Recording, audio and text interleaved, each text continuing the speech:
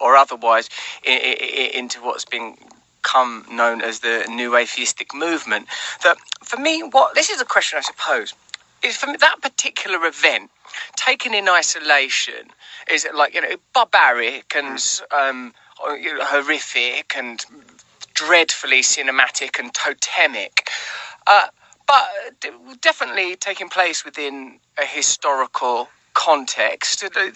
For me, the variables that you fleetingly mentioned, economics, colonialism, these are like, how do we delineate? How do we where are these imaginary lines drawn between this is religious violence, this is political violence, this is acceptable violence? Who draws those lines? I think they can be very easily drawn when you take the case of any individual and his or her motives. Individuals? Yeah. What, you think we have to resort to individualism as opposed to cultural, national movements? You have to say that individual's crazy, but that state and that state's actions... Well, so I would first say that very few of these people are crazy. So let me just break this down a little bit, because there are many different types of violence. And so there are crazy people who are just crazy in the more clinical sense of that term, which is to say they're suffering some thought disorder. They're suffering from some kind of delusion, right?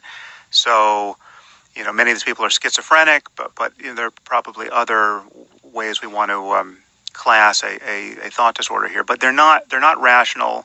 They don't have rational goals. They're hearing voices. They think they're talking. The son of Sam thought his dog was telling him to kill people. Next door's dog, actually. Not even his own dog. All right, okay. Start listening to other people's pets. Still, yes, exactly. Pay attention to your own dog before start worrying about the neighbourhood pets. So yeah, we all recognise as a thing of mental illness. Yes.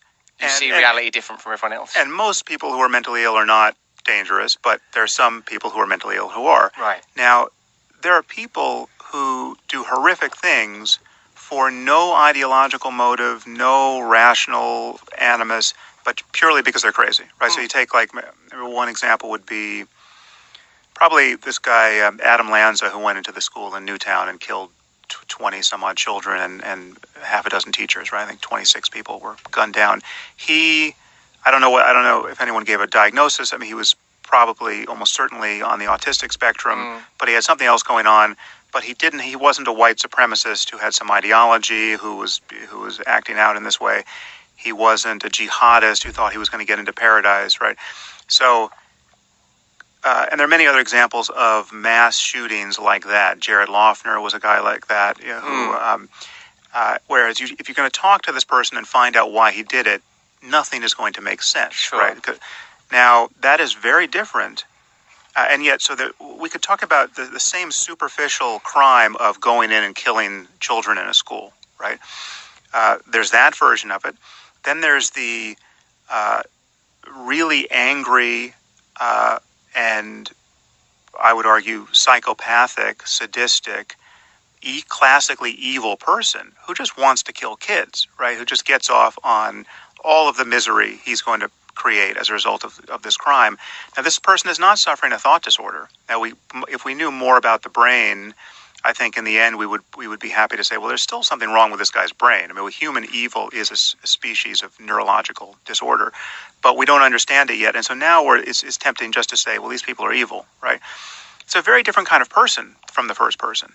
And yet there's the boundary between those people can be kind of fluid, but these are different types of people. But Sam... No, but now let me get to the worst case. The worst case is there are people who are as good, who are as moral and as ethical and as committed to the well-being of themselves and others as you and I are, who still go in and shoot up schools and kill everybody and hope to die in the process because they think they can get into paradise that way and get into...